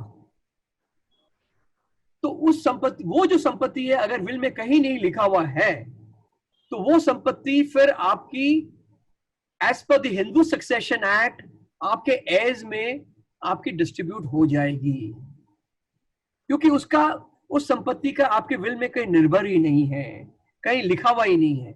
इसीलिए हम लोग क्या करते हैं, जब भी कोई विल बनाते हैं तो उसमें लास्ट ये लाइन लिख देते हैं, कभी भी और भी कोई एसेट्स, प्रॉपर्टीज, धन दौलत मेरी इकट्ठा होगी इन टाइम टू कम, वो फलाने को चली जाएगी। तो माने आज उसमें ये लिख देते हैं कि फ्यूचर में भी अगर कोई मेरी प्रॉपर्टी मैं खरीदूंगा या कोई अपनी वेल्थ को जनरेट करूंगा, तो इस फलाने जन को चली जानी चाहिए। तो उसमें कोई किसी तरह की तकलीफ या किसी तरह का अड़चन नहीं आता है। लेकिन आप अगर अपने विल में प्रॉपर्टीज की डिस्क्रिप्शन भूल करते हैं, तब एग्जीक्यूटर को काफी तकलीफ आ जाएगी ये विल को एग्जीक्यूट करने में। दूसरी बात है, विल में उस प्रॉपर्टीज के बेनिफिशियरीज कौन कौन है, आपको क्लियर शब्द में ये जरूर लिखना जरूरी है। आप ये प्रॉपर्टीज को किसको देना चाहते हैं, किसको नहीं देना चाहते हैं, आप एकदम क्लियर सिंपल लैंग्वेज में प्लीज मेंटेन उसको आप अपने विल में लिख सकते हैं और लिखना चाहिए। आज कई बार ये होता है कि आपके बेनिफिशियरीज कोई आउटसाइडर्स हैं, आपने अगर भूल से उनका नाम मिस आउट कर गए, आप जबकि आपकी इच्छा थी कि आप उनको कुछ देना चाहते थे, तो उनको कभी कुछ मिलेगा नहीं, ये आप ध्यान करके रखिए। इसीलिए आपके जो बेनिफिशियरीज हैं उनका नाम बहुत क्लियर शब्दों में स्पेल आउट हो जाना चाहिए विल के अंदर में। दूसरी बात और एक बात है कि बाकी विल में क्या दरकार है, आप ये सब इंग्रेडिएंट्स के बाद में मैं आपको एक विल के थ्रू ले जाऊंगा, जिसमें आपको एक एक पॉइंट समझाऊंगा कि क्या कैसे विल को एग्जीक्यूट किया जाता है। क्योंकि अपने पास समय कम है और जवर जी बिकॉज अपने पास टाइम शॉर्ट है, मैं अभी खाली एक प्रोटोटाइप विल दिखा देता हूं, उसके बाद में कोई क्वेश्चन है वो आपने आंसर कर सकते हैं। क्यों? एक चीज मैं आपको जरूर बोलना चाहूंगा कि कई बार लोग ये सोचते हैं कि अगर मैं किसी को नॉमिनी बना दिया हूं कोई एसेट का या कोई प्रॉपर्टीज का, तो वही उस प्रॉपर्टी का हकदार हो गया। ये करेक्ट नहीं है। Nominee is only a caretaker of that property, ये ध्यान रखिएगा। जो भी नॉमिनी है वो खाली एक केयरटेकर है उस प्रॉपर्टी का। अगर आप अपने विल में लिखते हैं कि उसका बेनिफिशियरी XYZ है, तो उस भले ही उसमें नॉमिनी भी हो, वो प्रॉपर्टी उसी बेनिफिशियरी को जाएगी। तो ये आपको, कई लोग ये यहाँ पे मिस्टेक कर देते हैं, वो सोचते हैं कि मैंने एक नॉमिनेशन बना दिया है तो वो प्रॉपर्टी उसी को मिल जानी चाहिए। ये सही नहीं है। आज मैंने उसको नॉमिनी बना दिया है लेकिन मैंने कोई विल नहीं छोड़ी है, तब as per the Hindu Succession Act वो प्रॉपर्टी में भले नॉमिनी हो लेकिन वो एज में डिवाइड हो जाएगा। ये आप जरूर उससे ध्यान रखिएगा। अब मैं आपको एक विल दिखा देता हूं जो कि फॉर्म ऑफ अ विल। ये एक विल का प्रोटोटाइप है जिसके बोलते हैं, I an Indian inhabitant aged this much, he being of sound and disposing mind and acting under duress, non acting under duress, fraud or undue influence of any person, do hereby make। मतलब कि मैं एक होश हवाश में ये will बना रहा हूं, एकदम साउंड माइंड में ये विल बना रहा हूं, किसी के ड्यूरेस में आकर के ये विल नहीं बना रहा हूं। और मेरी जितनी पुरानी विल है, अगर कोई भी है, अगर वो रजिस्टर्ड भी है, तो वो आज के दिन वो रिवोक हो जाएगी और यही मेरी लास्ट विल और टेस्टामेंट रहेगी। ये एक फर्स्ट लाइन है जो विल की हम लोग नॉर्मली लिखते हैं। फिर बोलते हैं कि फिर ये विल में बोलते हैं, जो विल बना रहा है जिसको बोलते हैं हम लोग टेस्टेटर या वसीयत करता, वो ये बोलता है कि मैं अब काफी ओल्ड हो गया हूं और मेरे पास सिक्योरिटी की लाइफ नहीं है और इसीलिए मैं अपनी प्रॉपर्टी या अपनी संपत्ति को इसी हिसाब से उसका बंटवारा या उसको मैं डिवाइड करना चाहता हूं। फिर वो अपने घर वालों का नाम, वाइफ का नाम, अपनी डॉटर्स का नाम लिखता है। ये डॉटर्स को, ये प्रॉपर्टी जो विल बनाई गई है, ये उसने अपनी डॉटर्स को अपनी प्रॉपर्टी दी है या अपने वाइफ को प्रॉपर्टी दी है, तो एकदम क्लियर कट है। तो इसमें ये चौथे नंबर में ये लिखता है कि मेरे पास ये सब प्रॉपर्टीज है। जैसे आपको मैंने कहा कि विल का एक बहुत बड़ा इंग्रेडिएंट है कि आपके पास क्या क्या प्रॉपर्टीज है, बहुत क्लियर शब्दों में वो आपको मेंशन करनी पड़ेगी विल में। तो जिसमें ये बोलते हैं, I have the following properties, जिसको मैं अपने इस तरीके से अपने बेनिफिशियरीज को मैं डिवाइड करना चाहता हूं। तो जो भी उनके बेनिफिशियरीज हैं, उनकी बेटियां हैं या उनके बेटे हैं, वो प्रॉपर्टीज को मैं इस तरह से उसको डिवाइड करना चाहता हूं। उसके बाद में और भी कोई मेरी प्रॉपर्टीज है, उसको भी मैं इस विल के जरिए उसको डिस्पोज ऑफ कर सकता हूं। फिर छठे नंबर में बोलता है कि मैं एक सोल ओनर हूं एक फ्लैट का, ये फ्लैट मेरे नाम में है और मैं इस फ्लैट में रहता हूं। मैं इस फ्लैट को अभी इस फलाने नाम में डिस्ट्रीब्यूट करना चाहता हूं या बिक्वीत करना चाहता हूं। बिक्वीत मींस उसके नाम में मैं ये प्रॉपर्टी करना चाहता हूं, वही मेरी प्रॉपर्टी के बेनिफिशियरी है। उसके बाद में इसके लिए मैं एक एग्जीक्यूटर को अपॉइंट कर रहा हूं, जो कि जैसे मेरे मरने के बाद में मेरी प्रॉपर्टीज का पोजेशन ले लेगा और पोजेशन लेने के बाद में जितनी मेरी लायबिलिटीज हैं उसका वो कसर वो उसको पेमेंट कर देगा मेरे एस्टेट में से, और बाकी जितनी संपत्ति, मेरे फ्यूनरल का अगर कोई खर्चा होना चाहिए वो भी इस विल में से वो कर देगा, और बाकी जितनी प्रॉपर्टीज है वो इस हिसाब से डिवाइड कर देगा। तो ये एक विल, एक प्रोटोटाइप है विल की, जो कि मैं आपको दिखाया हूं। आपको जैसे मैं कहा था कि विल की अटेस्टेशन बहुत जरूरी है। कोई भी विल हो उसमें 2 अटेस्टेशन या 2 विटनेस होना बहुत जरूरी है। देखिए, विटनेस का क्या तात्पर्य है, बहुत सिंपल है कि कभी भी ये विल चैलेंज हो तो ये विटनेस ही आपके विटनेस बॉक्स में आएंगे और बोलेंगे कि ये विल जो है होश हवाश में बनाई गई है और मेरे सामने साइन की गई है। इसीलिए अटेस्टेटर जो अटेस्ट करते हैं विल का, उनका बहुत बड़ा महत्व रहता है। मैं इसमें एक और आपको कहना चाहता हूं कि कई बार अभी एक केस मेरे पास में ऐसा आया कि जिसमें एक विल प्रोबेट के लिए गया था और चैलेंज हुआ है कोर्ट में, लेकिन उसमें जो अटेस्ट किया है वन ऑफ द विटनेस, वो बदमाशी करने लग गया। वो बोला कि मैं विटनेस बॉक्स में तभी जाऊंगा कि आप मेरे को इतना रुपए दें। तो ये एक बहुत बड़ी समस्या आती है कि अगर आप किसी को अटेस्ट भी करवा रहे हैं, अटेस्टेशन भी करवा रहे हैं, तो वो आदमी आपका हाथ का होना चाहिए। नॉर्मली हम लोग क्या सजेस्ट करते हैं कि एक विल एक वकील साइन करना चाहिए और एक डॉक्टर साइन करना चाहिए। ये 2 जन से अगर आप अटेस्ट करवाएंगे तो उसका काफी महत्व हो जाता है in the I of law, क्योंकि वकील ये कोर्ट कचहरी में जाकर के, विटनेस बॉक्स में जाकर के ये बोल सकता है कि ये विल होश और हवाश में बनाई गई है, with the person who has made the will is with a very sound mind, and वकील बोल सकता है, अटेस्ट वकील की बहुत वकील का जो विटनेस होता है या एविडेंसेस होता है बहुत महत्व रखता है कोर्ट में। वो ये बोल सकता है कि भैया ये विल मेरे सामने साइन हुई है।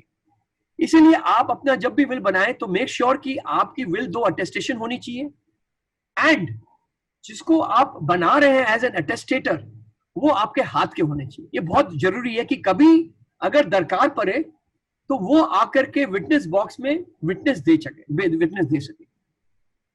एक बहुत इंपॉर्टेंट चीज है जो आपको ध्यान रखनी चाहिए कि विल के जरिए आप अपनी संपत्ति को अपने एज के प्रति ट्रांसफर कर सकते हैं विदाउट एनी कॉस्ट। तो मेरे हिसाब से विल एक स्ट्रक्चरल टूल है जिसके हिसाब से आपकी संपत्ति आपके एज को जा सकती है विदाउट एनी कॉस्ट। देखिए अभी तक भारतवर्ष में इनहेरिटेंस टैक्स नहीं लगा है। आपको ध्यान होगा कुछ साल पहले, कई साल पहले एस्टेट ड्यूटी टैक्स लगता था। खैर गवर्नमेंट ने अबॉलिश कर दिया एस्टेट ड्यूटी टैक्स।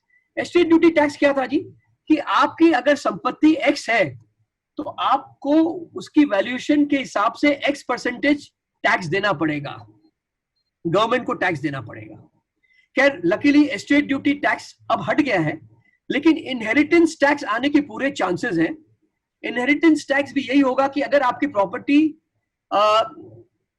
ट्रांसफर होती है, ये अभी तक श्योर नहीं है। इनहेरिटेंस टैक्स खाली विल के थ्रू जो ट्रांसफर होगा उसमें भी लगेगा कि टाइम आने में जो जिसमें विल नहीं है उसमें लगेगा, ये अभी तक क्लियर नहीं हुआ है।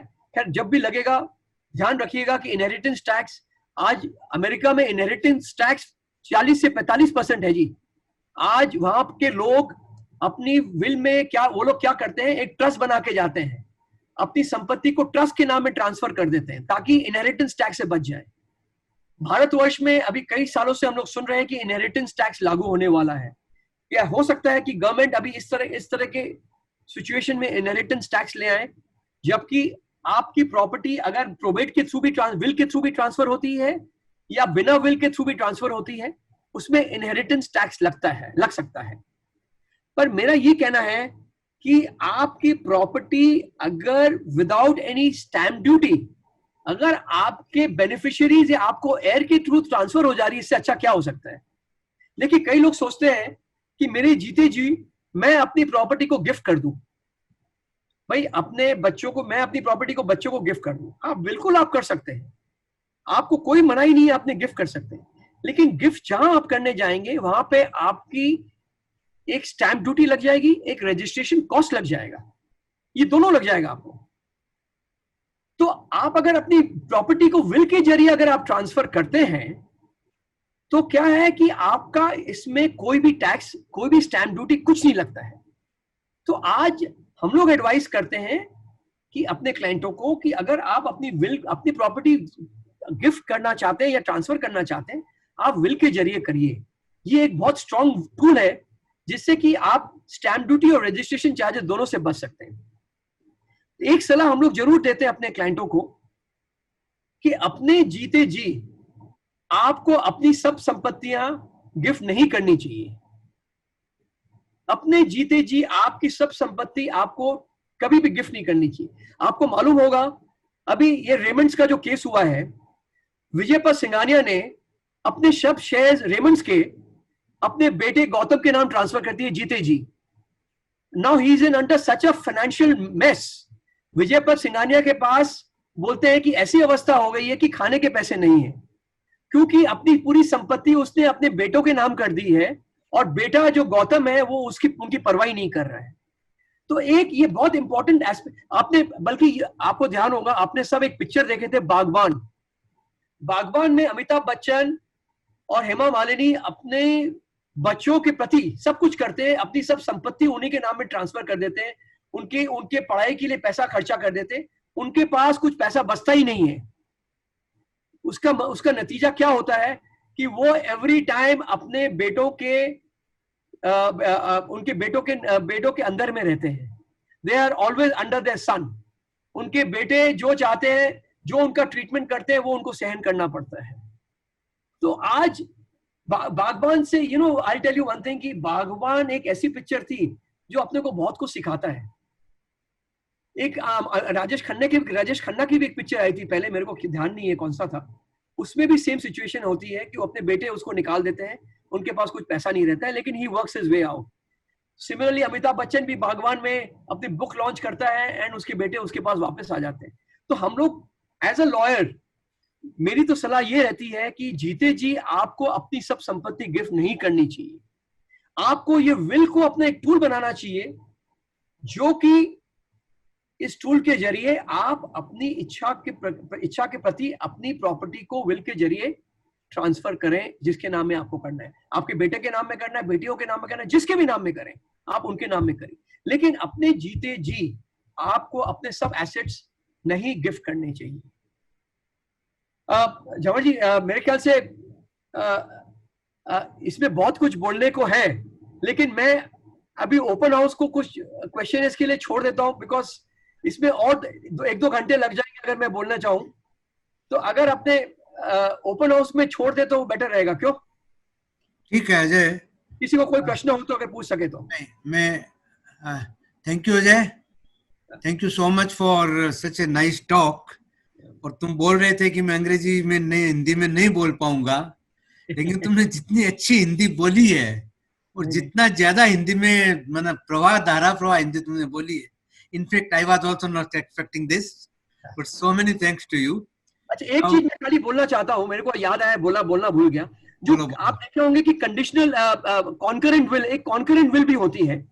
ध्यान रखिएगा, कॉन्करेंट विल क्या होती है कि आपकी अगर जगह जगह संपत्तियां हैं तो आप 10 विल भी बना सकते हैं, आपको कोई रोक नहीं सकता है। अगर किसी की संपत्ति अब्रॉड है तो अब्रॉड अपनी प्रॉपर्टीज के लिए एक अलग विल बना सकते हैं, भारतवर्ष की प्रॉपर्टी के लिए अलग विल बना सकते हैं। अगर आपको ध्यान होगा as a lawyer, Salt Lake की प्रॉपर्टियां ट्रांसफर नहीं होती थी पहले। सॉल्ट लेक की प्रॉपर्टियां ट्रांसफर नहीं होती थी, तो हम लोग क्या करते थे कि वो प्रॉपर्टियों को ट्रांसफर करने के लिए एक अग्रीमेंट फॉर सेल बनाते थे, और साथ साथ एक विल भी बनाते थे उसमें, जिसके जरिए जो प्रॉपर्टी अपनी बेचना चाह रहा है वो उस विल के जरिए वो प्रॉपर्टी वो ट्रांसफरी के नाम में लिख के चला जा रहा है। तो इसको बोलते हैं अपने concurrent will. Sorry Jawahar ji. नहीं, इट्स ऑल राइट। ज्यादा टाइम नहीं लेता हूँ।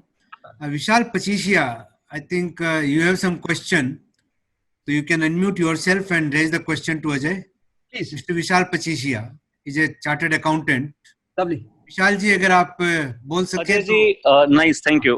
टाइम कम लूंगा, बहुत ही प्रैक्टिकल आपने ये सेशन लिया है। What should be the ideal age for making will sir, आपके हिसाब से? एक मिनट, मैं स्लाइड हटा देता हूँ जी, एक मिनट। सॉरी, हाँ, देखिए, आइडियल एज तो जैसे जैसे आपकी संपत्ति बढ़ती है आपको ध्यान रखना चाहिए कि आपको विल की एक दरकार है। अगर आपको लगता है कि अभी कोई संपत्ति नहीं है तो आपको कोई विल करने की दरकार ही नहीं है, पर जैसे जैसे आपकी अगर संपत्ति बढ़ती जा रही है then it is more important कि आप क्लियरली स्पेल आउट कर दें कि आप अपनी संपत्तियों को किस हिसाब से डिस्ट्रीब्यूट करना चाहते हैं। देखिए, आज एक्सीडेंट्स, आज अपने सोचिए कि आज कोविड, इस कोविड के टाइम में आज हमारे प्राइम मिनिस्टर क्या बोल रहे हैं कि जान है तो जहां है। अरे हमारे, अगर कोविड में अगर मेरे पास जान रहेगी तभी मेरे लिए जहां है। तो according to me you are already late in making a will, क्योंकि किसी का, जिंदगी का किसी का कोई भरोसा नहीं है जी, कोई भरोसा नहीं। और आप एक चीज का ध्यान रखिएगा कि आपको वो पुरानी वाली बिल बनाए उसको कभी भी आगे चेंज कर सकते, कोई तकलीफ है ही नहीं। Okay, Ajay, now there are 2 or 3 more questions in chat box. Ajay, am I audible? Yeah, absolutely audible, absolutely. एक दो क्वेश्चन और आए Ajay. Whether can be more than one executor in one will? देखिए, विल के आप 3 executor allow कर सकते हैं, 4 एग्जीक्यूटर अलाउ कर सकते हैं, कोई तकलीफ नहीं, जॉइंट एग्जीक्यूटर्स रहेंगे। आप ये भी लिख सकते हैं विल में कि अगर ये एग्जीक्यूटर अगर मेरी विल को अगर ये आगे नहीं एग्जीक्यूट नहीं करना चाहते हैं तो ये फलाना आदमी एग्जीक्यूट कर सकता है, तो कोई तकलीफ नहीं है। जॉइंट एग्जीक्यूशन में कई बार क्या हो जाता है, क्या तकलीफ आ जाती है कि कि एक एग्जीक्यूटर बोल रहा है कि मैं विल एग्जीक्यूट करने का तैयार हूं, एक बोलता है मैं अभी एग्जीक्यूट नहीं करूंगा, तब आपको क्या होगा, आपको कोर्ट ऑफ लॉ के पास जाना पड़ेगा, बोलना पड़ेगा कि इसको आप रिलीज करिए और आप सिंगल एग्जीक्यूटिव के हिसाब से ये बिल को एग्जीक्यूट करिए। In a way, you mean to say that there should, unless circumstances provide, there should not be more than one executor. Should not do it. Should not do it. Should not. But कई बार क्या होता है, कई बार आपको जैसे बताया कि कई एग्जीक्यूटिव्स बदमाशी करते हैं, कई बार अपने they play a foul game. तो जहां जॉइंट एडमिनिस्ट्रेटर्स रहते हैं, जॉइंट एग्जीक्यूटिव्स रहते हैं, वहां फाउल गेम होने का बहुत कम चांसेस है। Another question एक और आया है Ajay, after death, what are the formalities for execution? Okay, so immediately after death, the executor has to take a step. आपको जैसे बताया कि अगर आपकी प्रॉपर्टीज कलकत्ते, बॉम्बे, दिल्ली में है, तब आपको प्रोबेट निकालना ही पड़ेगा। अगर उसमें इमूवेबल एसेट्स है तो, अगर खाली मूवेबल एसेट्स है तब आपको कोई आपको क्या नाम है, ये प्रोबेट निकालने की दरकार नहीं है। बट क्या होगा, उसमें आपको फिर सक्सेशन सर्टिफिकेट में जाना पड़ेगा, तो बहुत सीरियस प्रोसेस है। तो इसीलिए हम लोग यही सलाह करते हैं कि उसमें अगर मूवेबल एसेट हो या इमूवेबल एसेट हो, कोई भी एसेट हो, आप उसका प्रोबेट निकाल लीजिए। तो एग्जीक्यूटर क्या करेगा, immediately after the death of the testator, जिसने ये अपने वसीयतकर्ता जो है, डेथ के बाद में जो एग्जीक्यूटर है वो इमीडिएटली हाई कोर्ट में अप्लाई करेगा for execution of that will. ना वो एग्जीक्यूशन का विल कैसे होता है, वो एक एप्लीकेशन जाता है जिसमें एग्जीक्यूटर साइन करता है, और इस एप्लीकेशन में हम लोग जितने एयर्स हैं, वो वसीयतकर्ता के जितने एयर्स हैं, उनकी एनओसी ले लेते हैं हम लोग। एनओसी खाली यहां तक है कि हमको कोई ऑब्जेक्शन नहीं है कि ये एग्जीक्यूट विल एग्जीक्यूट अगर करता है तो। एक और प्रश्न आया अजय, एक प्रश्न और आया Ajay, what happens if executor dies before the testator? अच्छा, अगर एग्जीक्यूटर गुजर जाए और ये आपके पास अगर विल की कॉपी है, तब तो बहुत अच्छी बात है। आप हाई कोर्ट को अप्लाई करिए या कोई भी कोर्ट को अप्लाई करिए, and the court will appoint an administrator और an executor. Court will appoint an administrator. अब कई बार ये हो सकता है कि आपको मालूम ही नहीं है कि उसमें विल है कि नहीं है, क्या एग्जीक्यूटिव के पास विल रहेगा। सबको अनम्यूट कर दीजिए राठी जी। हेलो राठी जी, सबको म्यूट कर दीजिए प्लीज। गग्गड़ जी, गग्गड़ जी, सर एक प्रश्न चल रहा है, गग्गड़ जी दीजिए। अगर नहीं विटनेस दोनों खत्म हो जाए तो क्या हुआ इन केस? गग्गड़ जी देखिए सर, एक प्रश्न का जवाब दे रहे हैं ना वो। मैं इस प्रश्न का आंसर करता हूँ। आपके अगर विटनेस गुजर जाए और अगर आपकी विल चैलेंज होती है कोर्ट में, तब आपको खाली आपकी सिग्नेचर को, आपकी जो जिसने विल लिखी है, जो टेस्टेटर है, उसकी सिग्नेचर की एविडेंस दिलवानी पड़ेगी। अच्छा, वो कैसे करते हैं आपको बतलाता हूं कि आज हम लोग हैंडराइटिंग एक्सपर्ट्स को बुलाते हैं, कोर्ट के ऑर्डर से हैंडराइटिंग एक्सपर्ट्स को बुलाते हैं, और जो ये आपके वसीयत करता है, उसकी सिग्नेचर को हम लोग वेरीफाई करवाते हैं। अगर कोर्ट वेरीफाई हो गई कि ये सिग्नेचर जो है, ये सिग्नेचर मैच करती है वसीयतकर्ता से, तब आपको कोई तकलीफ नहीं आएगी, इवन तो आपके विटनेसेस गुजर गए हैं। लेकिन कई बाई चांस अगर ये मालूम पड़ता है कि ये जो सिग्नेचर है ये 19-20 हो रहे हैं, कई बार आपके हाथ कांप जाते हैं, और हाथ कांपने में आपकी सिग्नेचर सही नहीं होती है, तब आपको बड़ी दिक्कत आ सकती है कोर्ट ऑफ लॉ में।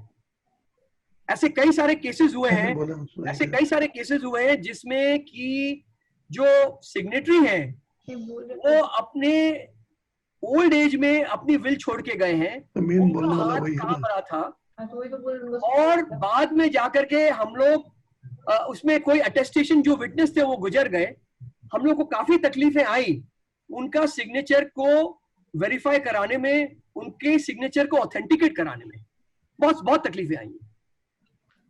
अजय, एक क्वेश्चन और है अजय। हाँ जी। What is the responsibility of the executor? Hello, Really? गग्गड़ जी, हाँ जी, अगर विटनेस डेथ हो जाती है उस डेथ केस क्या होगा? हाँ जी, विटनेस की विटनेस की डेथ हो जाती है उस केस में क्या होगा? मैं अभी आपको ये आंसर किया ना, अगर विटनेस की डेथ हो जाती है, हम्म, अगर आपकी विल चैलेंज नहीं होती है, हाँ तब तो कोई तकलीफ नहीं है आपको। प्रोबेट कोर्ट क्या है कि जब आप एप्लीकेशन करते हैं ना प्रोबेट के लिए, तब आपको हाँ, विटनेस की हाँ। कोई दरकार नहीं है, अटेस्टेशन की कोई दरकार नहीं है। दरकार पड़ती है, हम लोग अटेस्टेशन का भी एक एनओसी लेते हैं, जो अटेस्ट करते हैं उसका भी, विटनेस का भी एनओसी लेते हैं। लेकिन अगर उस कोई बाई चांस वो गुजर जाते हैं, तो हम लोग कोर्ट को एप्लीकेशन के दरमियान इत्तला कर देते हैं कि ये जो विटनेस है ये गुजर गए हैं, इसीलिए उनकी एनओसी हम लोग ले नहीं पा रहे हैं। और दूसरा सकते हैं हाँ जी, यदि जीवित विटनेस मर गया तो हम विटनेस बदल दें?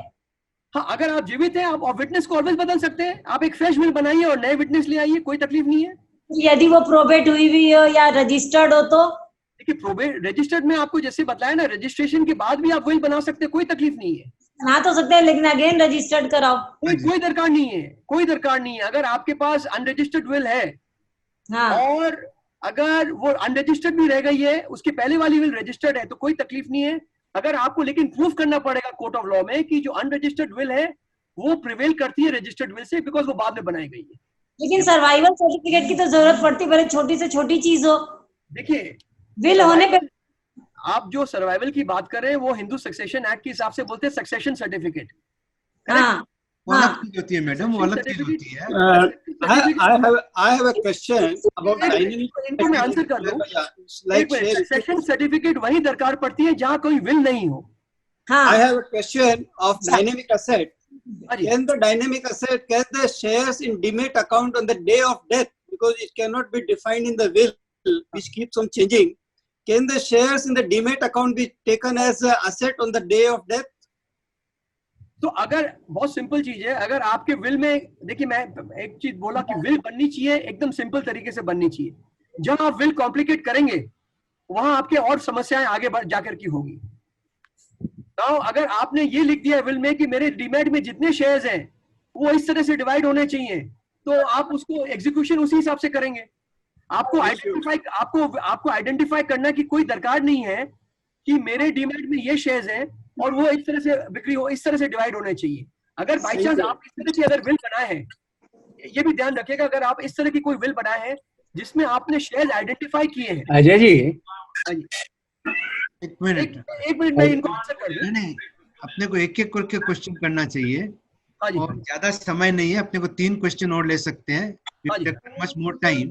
हाँ जी, एक प्रश्न अजय और आया है चैट बॉक्स में, हाँ जी, वो ये है कि डीमेट के जो शेयर्स होते हैं हाँ जी। उसमें नॉर्मली नॉमिनी लिखा जाता है। Correct, absolutely. As of today either और सर्वाइवल की बात डीमेट में नहीं लिखी जाती, तो बैंक में लिख दी जाती है। ठीक बात है।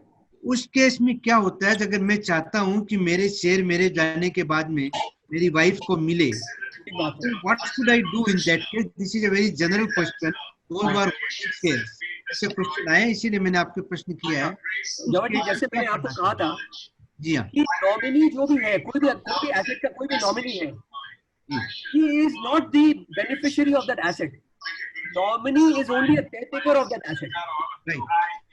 अगर सपोज आपने शेयर्स के डीमेट में किसी को नॉमिनी बनाया है, लेकिन आपने विल बनाई है और विल में वो शेयर्स के बेनिफिशियरी किसी और को बनाया है, तो वो शेयर्स वो बेनिफिशियरी को जाएंगे, नॉमिनी को नहीं जाएंगे। Very correct. to ask something. Signature के साथ थंब इम्प्रेशन भी लगाना चाहिए। देखिए, आपकी ऐसी दरकार नहीं है, आप सिग्नेचर भी कर सकते हैं, थंब इम्प्रेशन भी कर सकते हैं, दोनों अलाउड है एज पर द विल।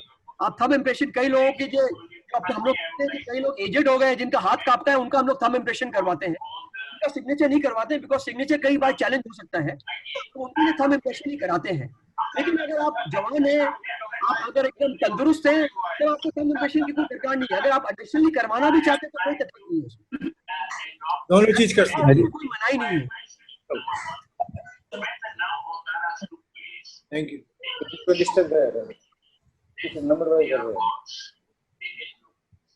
और किसी को कोई क्वेश्चन पूछना हो तो? अजय जी, हाँ जी, वन पॉइंट एक आप क्लियर कर दीजिए आपने बताया एग्जीक्यूशन में ऑफ द विल काफी डिले हो सकती है, फॉर सम रीजन और अदर कुछ हो सकती है। बिल्कुल बिल्कुल। जब आपने विल किया, आप डिस्ट्रीब्यूट करते हैं और चाहते हैं कि आपकी वाइफ और बच्चे एकदम आराम से रहें, उनको इतना इतना लाख करोड़ रुपया लाख रुपया मिल जाएगा, पर by chance for some reason execution में डिले हो गए, तो इट इज बेटर कि सारा प्रॉपर्टी विल के थ्रू डिस्ट्रीब्यूट न करके partly by the annuity, so that उनको उनकी डेथ के बाद में एन्यूटी पॉलिसी उनके लिए तैयार रहे और they get the money safely.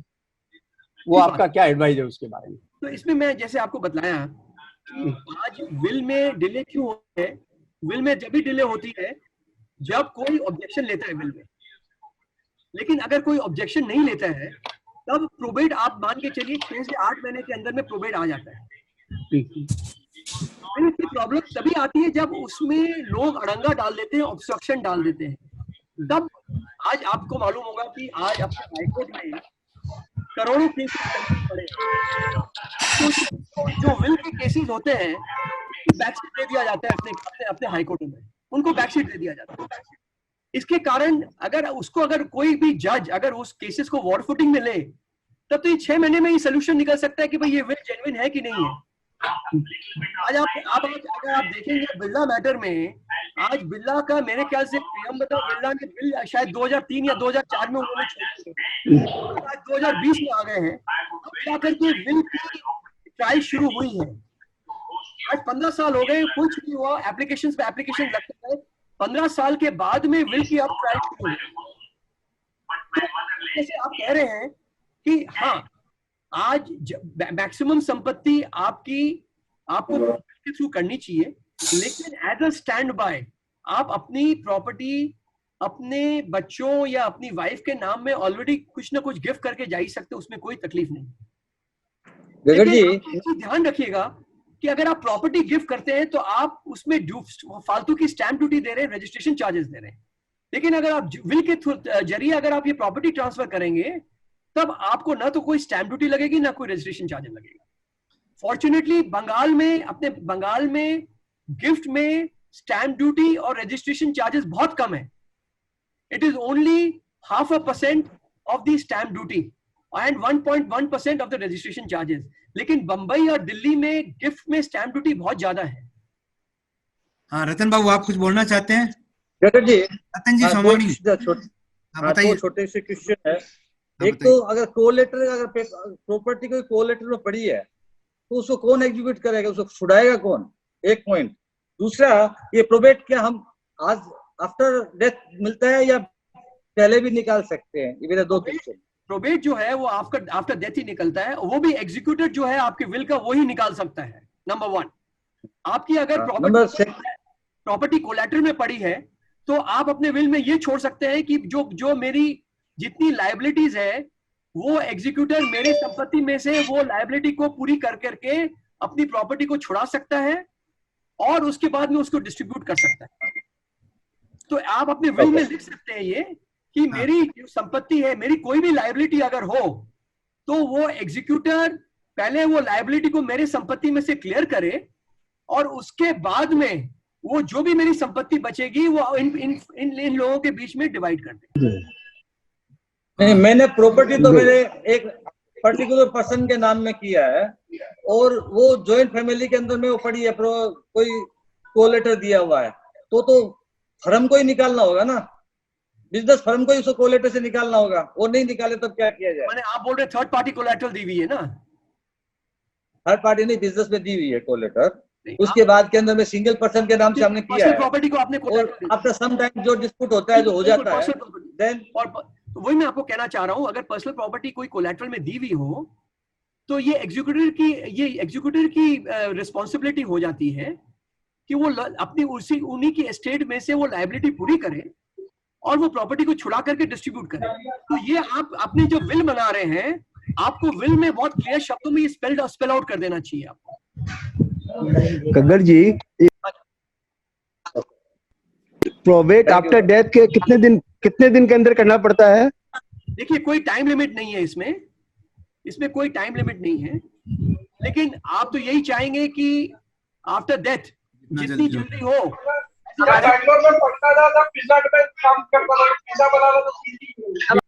As an executor आपकी रिस्पॉन्सिबिलिटी हो जाती है कि आप जितनी जल्दी हो अपना प्रोबेट निकालें और वो प्रॉपर्टीज को डिस्ट्रीब्यूट करें बेनिफिशियरीज के अमंग्स में।